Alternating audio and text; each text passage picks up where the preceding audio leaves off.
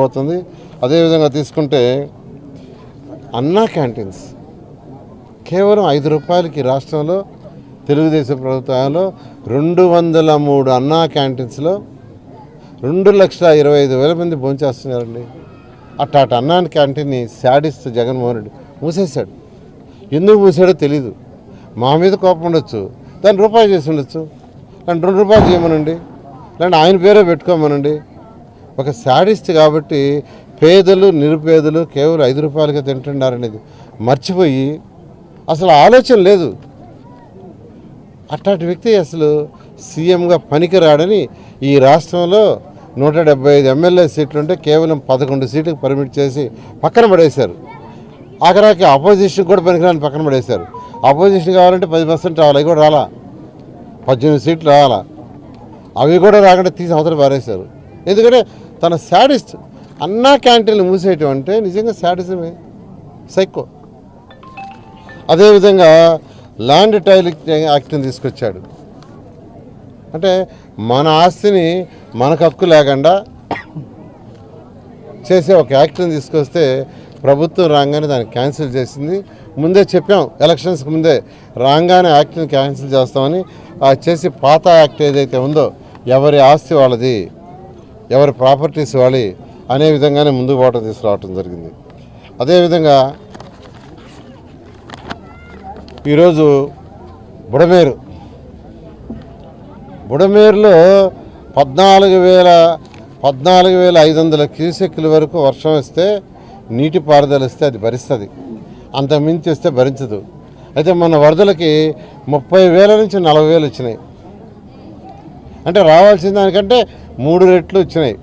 అందువల్ల బుడమేరు ఏమైందంటే బీచ్లు వచ్చినాయి. అది కూడా బుడమేరు రిపేర్ చేయడానికి తెలుగుదేశం ప్రభుత్వం టెండర్లు పిలిస్తే ఆ టెండర్లను క్యాన్సిల్ చేశాడు దుర్మార్గుడు. అది కానీ క్యాన్సిల్ చేయకుండా ఉంటే ఆ బీచ్లు పడి ఉండే కాదు, 7 లక్షల మంది సఫర్ అయి ఉండేవాడు కాదు, 1-2 కాదు. నేను హుద్దు తుఫాన్ చూశానండి. 210 కిలోమీటర్ల వేగంతో హుద్దు తుఫాన్ వచ్చింది. విశాఖపట్నాన్ని మొత్తం అన్ని చెట్లు ఒరిగిపోయినాయి, అన్ని ఎలక్ట్రికల్ పోల్స్ ఎగిపోయినాయి, రేకులు లాంటి ఇళ్ళన్నీ లేచి ఎగిరిపోయినాయి. ఎందుకంటే 210 కిలోమీటర్లు. అయితే అక్కడ వర్షం తక్కువ, నీళ్ళు ఎక్కడ నిలవల, చెట్లన్నీ 24 గంటలు కొట్టేసాం, స్తంభాలన్నీ 3 రోజుల్లో చేసి ఎలక్ట్రిసిటీ ఇచ్చాం. కానీ మొన్న జరిగిన వరదలు ఎంటైర్లీ డిఫరెంట్. ఈ వరదలు ఏంటంటే ఒక్కసారి నీళ్ళు వచ్చేసి కంప్లీట్గా, ఎందుకంటే కృష్ణా రివర్ కూడా 11.43 లక్షల క్యూసెక్లు వచ్చింది. గత 200 సంవత్సరాలు ఎప్పుడు రాలా. 11.43 లక్షల క్యూసెక్ వాటర్ వచ్చి ఇంతవరకు 200 సంవత్సరాలు అది వచ్చింది. బుడమేరు వచ్చింది, 2 వచ్చి నది పైన సిటీ పైన పడ్డాయి, సిటీ పక్కన విలేజ్లు పడ్డాయి. ముఖ్యమంత్రి గారు వెంటనే అక్కడికి రావటం, నేను కలెక్టరేట్లో నుండి మానిటరింగ్ చేస్తానని మంత్రులకు, ఎమ్మెల్యేలకు, అధికారులకి, స్పెషల్ సెక్రటరీస్ కూడా నీళ్ళలో ఉండేటట్టుగా డ్యూటీ చేస్తే 10 రోజుల్లో కంప్లీట్ చేయగలిగాం. ఒక 3 వార్డులు ఉంటే దాన్ని 19 రోజులు పట్టింది. నేనైతే అక్కడ ఉన్న రింగ్ రోడ్లు, నేషనల్ హైవేస్ ఒక 50 దగ్గర గండి కొట్టేశాను. కొట్టుకుంటే ఇంకొక 20 రోజులు నీళ్లున్నాయి.